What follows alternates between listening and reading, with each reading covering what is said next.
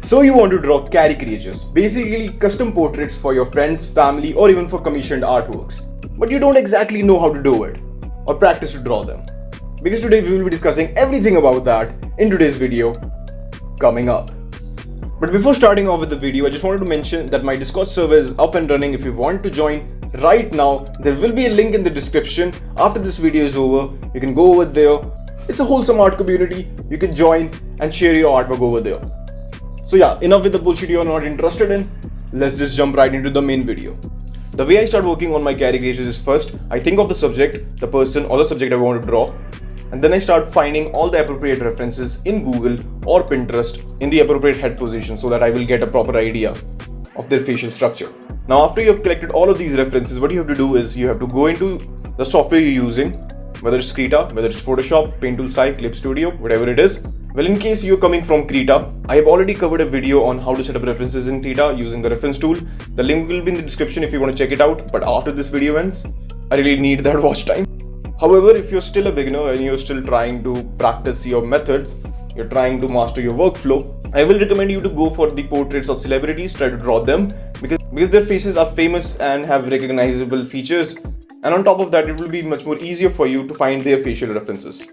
Well, even if you end up trying to draw any of your family members or your friends, just make sure that you're trying to draw the ones with the most distinctive features. Because the last thing a caricaturist needs is the average looking face, because they are the hardest. There is nothing special about the face. It's pretty average, so it is kind of difficult to exaggerate. But don't worry, even if you end up finding yourself drawing a person who doesn't have very distinctive features, basically facial features to exaggerate, you can still achieve enough resemblance to make the client happy. And the way you're going to do it is something we will be covering in the later section of this video. Well, for a matter of fact, the reason I've chosen Ethan's face, a big art YouTuber, by the way, if you don't know about him, because he has the most average looking face in the art community. Not necessarily the ugliest, but he definitely has the least distinctive facial features. And hence, using his face, we can show how you can deal with such neutral looking faces. Now, since we have established what we are going to draw, now let's talk about how we are going to draw it and how we are going to practice it. So the first thing you have to do is you have to master all the outcomes of your art style. Now with this, what I mean is that you should know how all of the types of the eyes, noses and ears look like in your art style. And to be very fair, it's not that difficult. Believe it or not, there are only few types of noses out there, 10 to 14 to be very precise. Now, what you have to do is you have to draw and practice all of them, all of these noses in your art style, in your unique art style. You can use reference images like these to draw these noses. Well, repeat the same process with your lips, your ears and your head shapes, and start creating separate groups of these as I am doing in your mind, just like I'm doing it on canvas. The reason I'm recommending you to draw and practice like this is because it fills up your brain with enough facial information that you can use later on. Mix and match all of these facial information which is in your brain and you can create a caricature. For a much more simpler example, as you can see over here, we have all of these different types of noses, different type of face shapes and hairstyle. Just mix match them and boom, you have different faces. And after you do that, you have a new face every single time.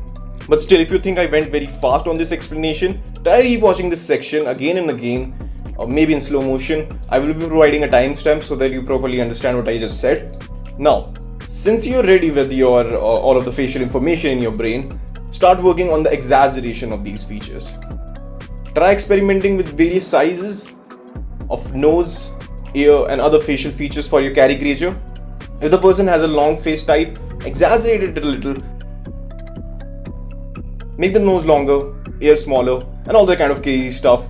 But just make one thing sure that you don't go wild with it and totally over-exaggerate everything. I know over-exaggeration is not a word, but you get what I mean. Don't overdo it.